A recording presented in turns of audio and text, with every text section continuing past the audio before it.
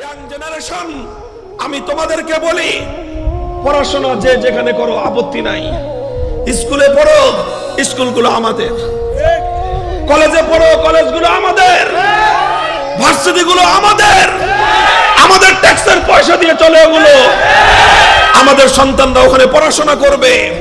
আধুনিক জ্ঞান বিজ্ঞানের সমস্ত কলা কৌশলগুলো তারা শিখবে।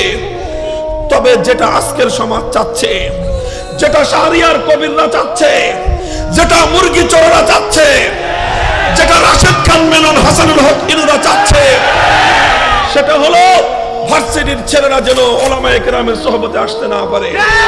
ওরা চাচ্ছে স্কুল কলেজের ছেলেরা যেন ধর্মহীন শিক্ষায় শিক্ষিত হয়ে গড়ে ওঠে। ওদের কচি অন্তরগুলোর মধ্যে যেন আল্লাহর কোরআনের নূর জ্বলে না ওঠে। এই ষড়যন্ত্রকে বানচাল করে দাও। এই ষড়যন্ত্রকে তোমরা নস্যাৎ করে দাও। জাতির শিক্ষিত সমাজ, জাতির যুব প্রজন্ম, ষড়যন্ত্র হলো ওলামায়ে কেরামের টাচ থেকে এদেরকে দূরে রাখো, আলেমদের সোহবত থেকে এদেরকে দূরে রাখো। কারণ ওরা জানে এই আধুনিক শিক্ষিত সমাজ, স্কুল কলেজ ভার্সিটির ছেলেরা যদি নিজেদের জীবনের মুরব্বী হিসেবে, নিজের জীবনের পথ চলার একজন পথ প্রদর্শক হিসেবে একজন হক্কানি আলেমকে যদি সে গ্রহণ করে নেয়, তাহলে সেই ভার্সিটির ছেলেটাই আগামী দিনের দোকান হয়ে উঠতে পারে। এজন্য সংকীর্ণতার কোনো কারণ নাই, সংকীর্ণতার কোনো অবকাশ নাই।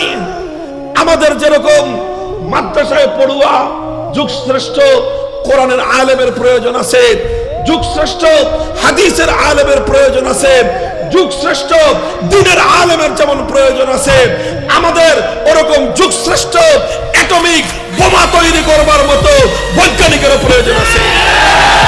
আমাদের যেমন আলেমের দরকার আছে, MiG-20 বোমারু বিমান পরিচালনা করবার মতো দক্ষ যোদ্ধা পাইলটেরও দরকার আছে।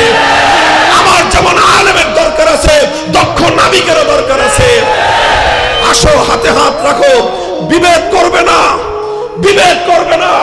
সাধারণ শিক্ষিত সমাজ আলেম সমাজের প্রতি বিদ্বেষ পোষণ করবে না।